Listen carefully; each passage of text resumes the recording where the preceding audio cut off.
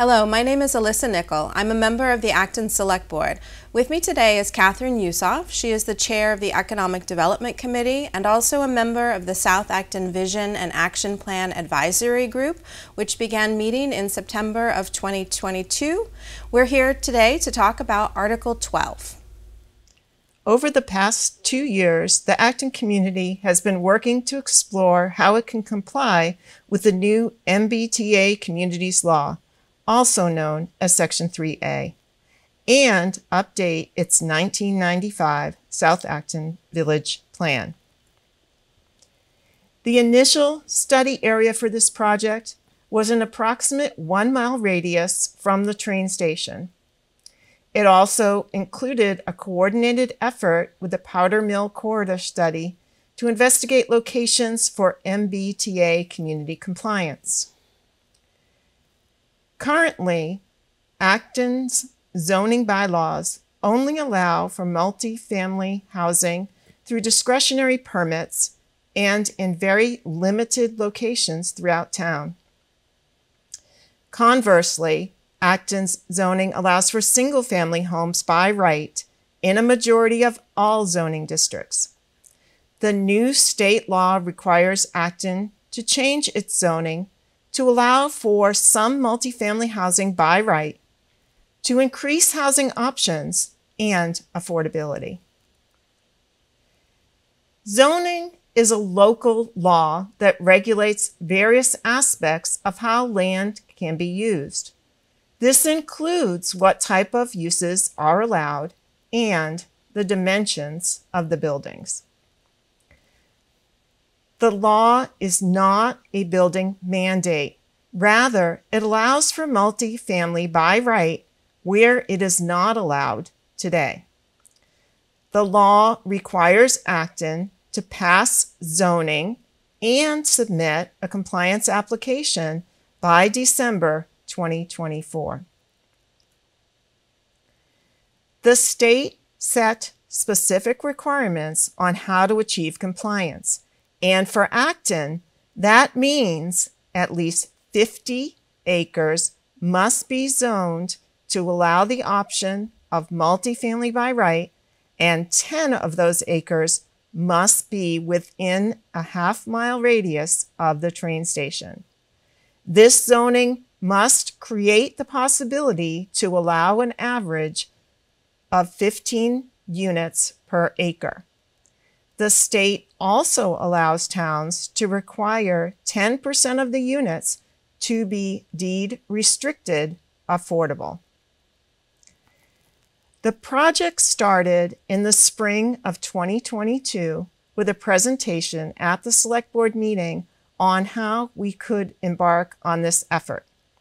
Then, in the summer of 2022, we focused on community visioning and evaluation of existing conditions.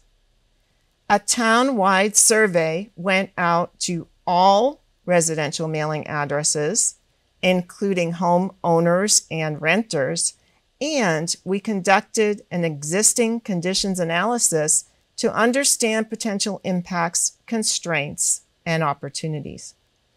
The town-wide survey was then followed up with an in-person workshop to share the results of the survey, existing conditions, and to collect additional feedback.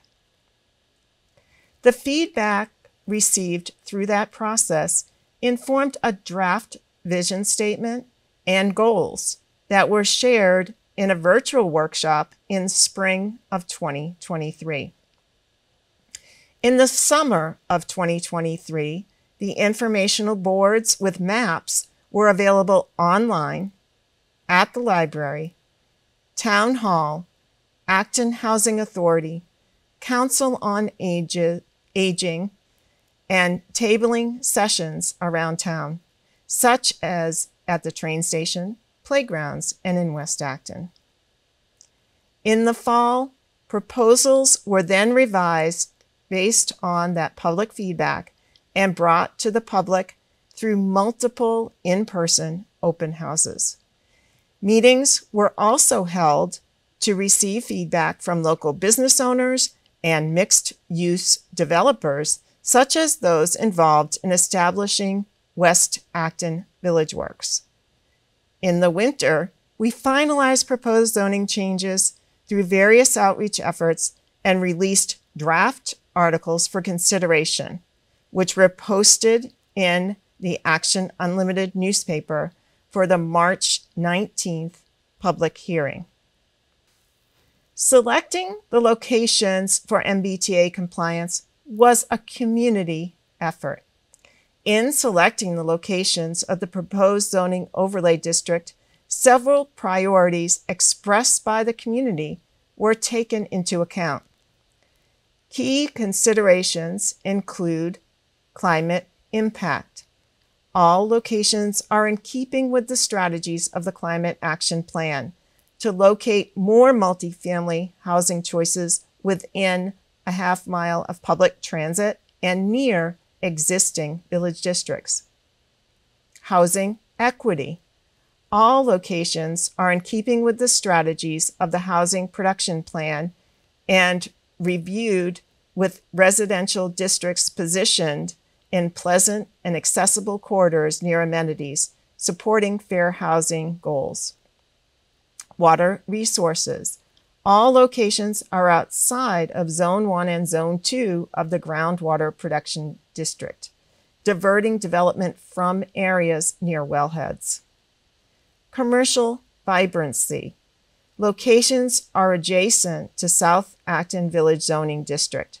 This allows zoning in the Village District core to incentivize commercial uses like restaurants and coffee shops, while residential MBTA districts are positioned nearby to support those commercial uses. Historic preservation. All locations are outside the historic district. Mobility and infrastructure. Locations are in areas in which roadway improvements are being studied and implemented, including sidewalks, bike lanes, traffic calming measures, and safety enhancements. The overall approach to MBTA compliance is to create 3 new optional overlay districts. One that allows for small-scale multifamily housing at a maximum density of 10 units per acre, extending from the train station along the Central Street corridor to connect to the West Acton Village area. And one that allows the same type of small-scale multifamily housing, but also allows commercial on the ground floor along Main Street, connecting to Kelly's Corner.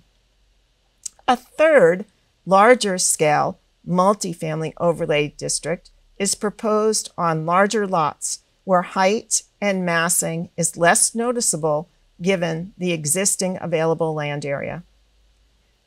The larger-scale multifamily overlay district would allow for 25 units per acre over 2 larger sites. The first being 117 and 113 Central Street, which is located less than 1 mile from South Acton and West Acton villages, and the other in the Powder Mill corridor connecting to Maynard's downtown. Any development using the MBTA overlay district will require 10% of the units to be deed restricted affordable at 80% area median income in perpetuity. The zoning includes design regulations to create the community's desired aesthetic, expressed in the Visual Preference Survey, such as porches, roof lines, parking in the rear and side, and landscaping. Design standards are also included in the draft zoning for larger scale multifamily housing. These standards are slightly different to enhance the design of the larger scale housing and surrounding landscape. For example, they include open space areas, architectural elements, outdoor amenities, and increased accessibility for ground floor units. If someone were interested in utilizing the optional overlay district for new development, site plan approval will be required. A public hearing with the Select Board would be held to receive input. Part of site plan review involves plans that show compliance with stormwater, wastewater, drinking water, and traffic mitigation requirements. Local wetland permitting is also required.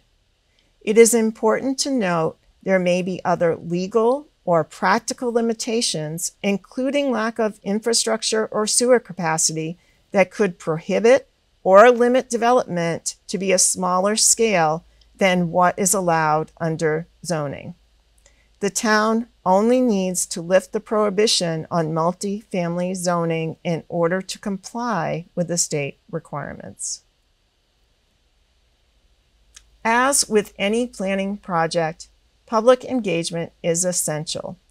Overall, the original proposal shared through the spring and summer of 2023 was well supported by a majority of respondents, but there was one particular location originally proposed that garnered opposition from some. This was the site of 68 Parker Street and 88 Parker Street, highlighted by the blue square in the map. Concerns expressed related to traffic, views from Cucurbit Farm, and the potential acceleration of redevelopment of the naturally affordable Parker Street apartments, given their extremely low rents, the condition of the buildings, and the lack of vacant land on that parcel. Allowing the construction of new multifamily housing at 88 Parker Street was also raised as an issue, given the proximity to the W.R. Grace property.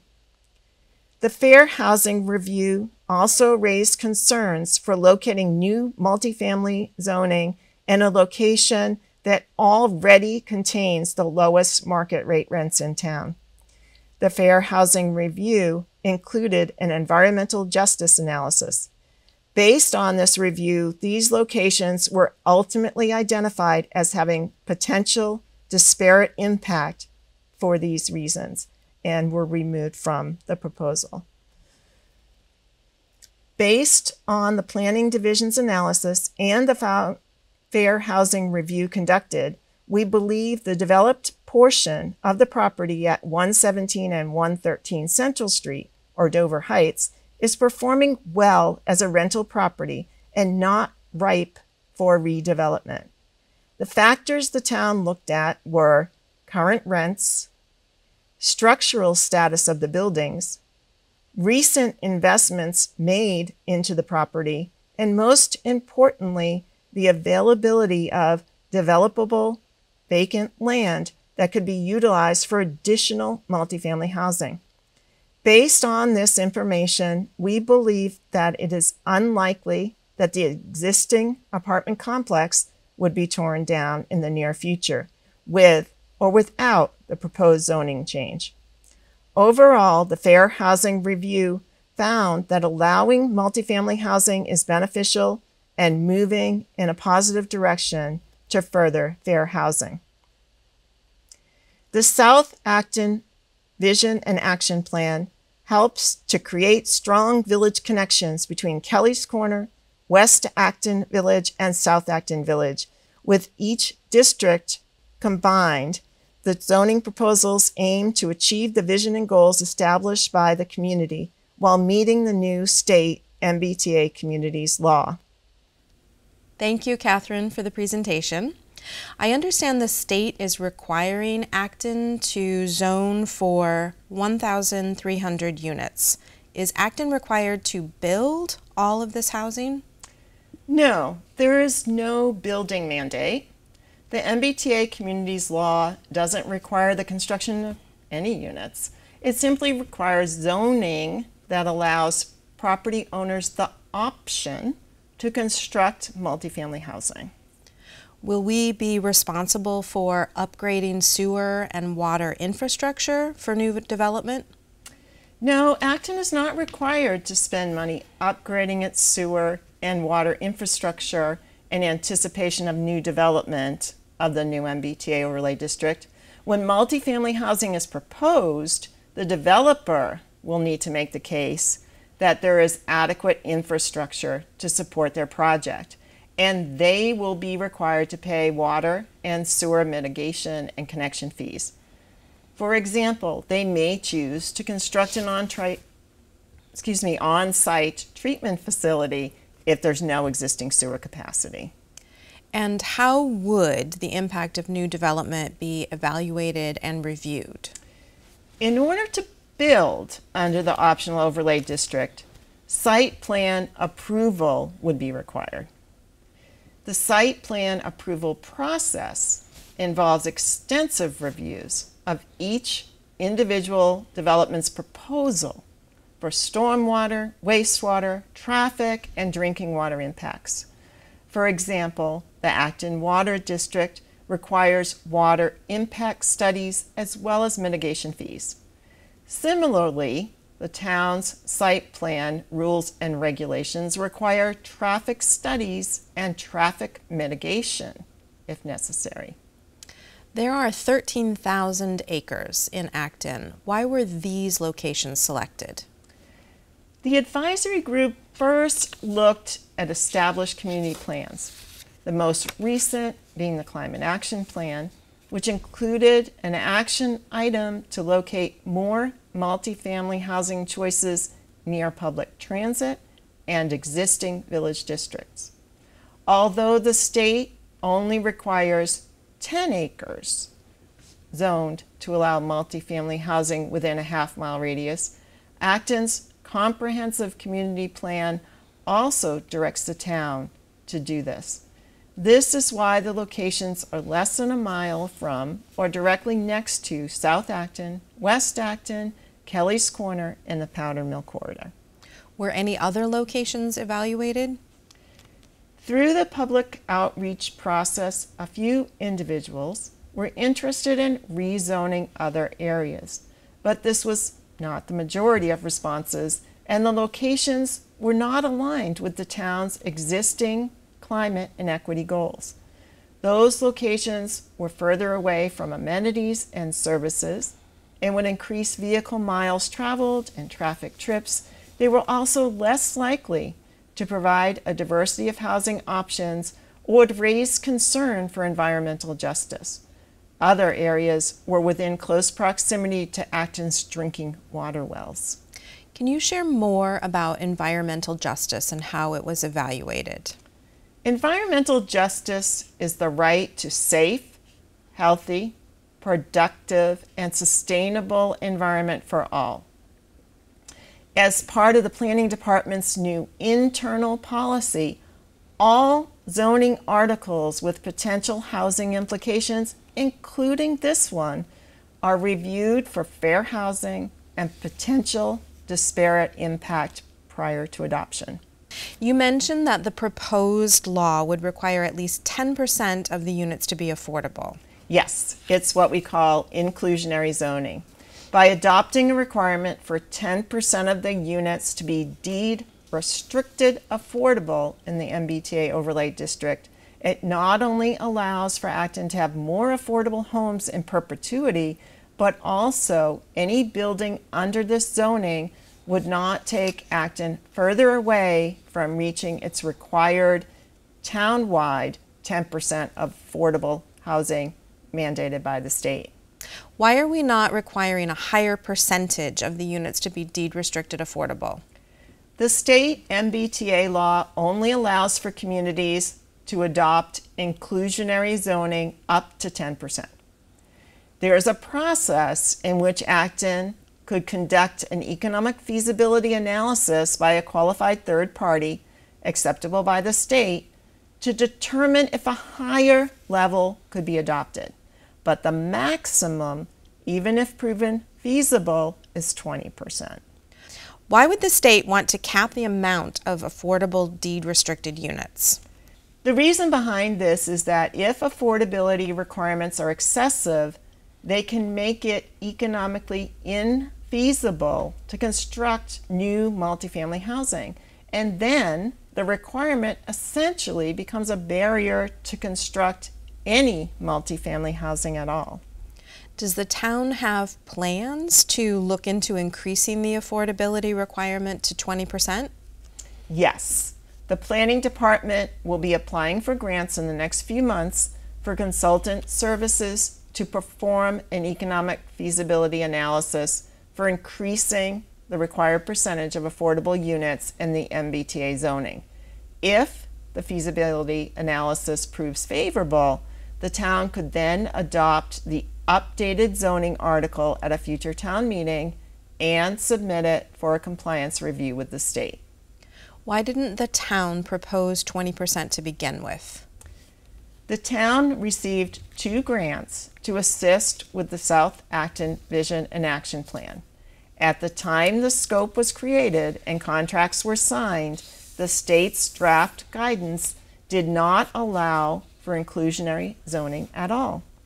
It was not until after our process started that the allowance for 10% was added, and then the allowance for up to 20% if proven feasible. Based on conversations with our Regional Housing Services Office and other communities in our region, more than 10% is not likely given Acton's market. Nonetheless, it does not mean we cannot still try. So can we wait until the fall to get this analysis done first to increase the affordability level? No, Acton must pass compliant zoning and submit a compliance application by this December. If we wait until the fall and the zoning fails, we would have no time to revisit the article. Then we would not be in compliance with the law. By adopting the article with the proposed 10% affordable requirements, we know that it would be approved by the state. Acton can absolutely conduct an analysis after compliance is met and resubmit if it proves favorable, which is what the town is already planning. What is the risk and impact if Acton does not comply? There is a lot at risk. If the town fails to adopt the zoning and comply by December 2024, Acton could face civil enforcement, liability under fair housing laws, lose eligibility for infrastructure grants as well as housing choice grants.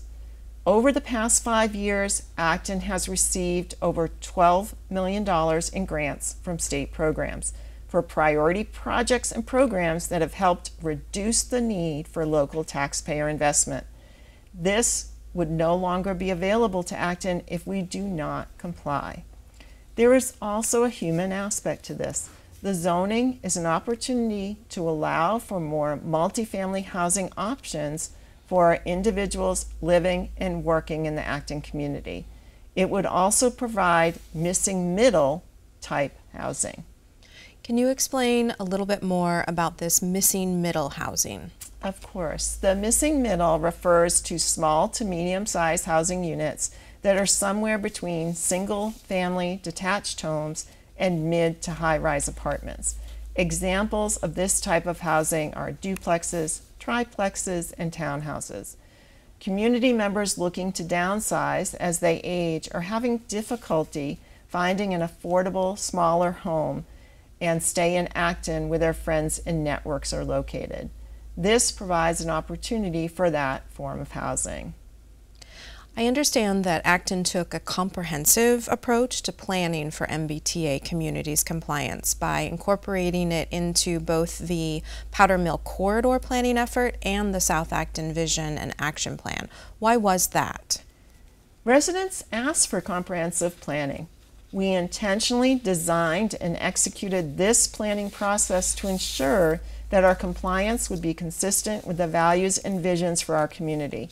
Among other things, we considered how housing and economic development could support each other, potentially creating vibrant, mixed-use areas in line with principles and priorities already incorporated in the Climate Action Plan and Acton 2020 Comprehensive Community Plan.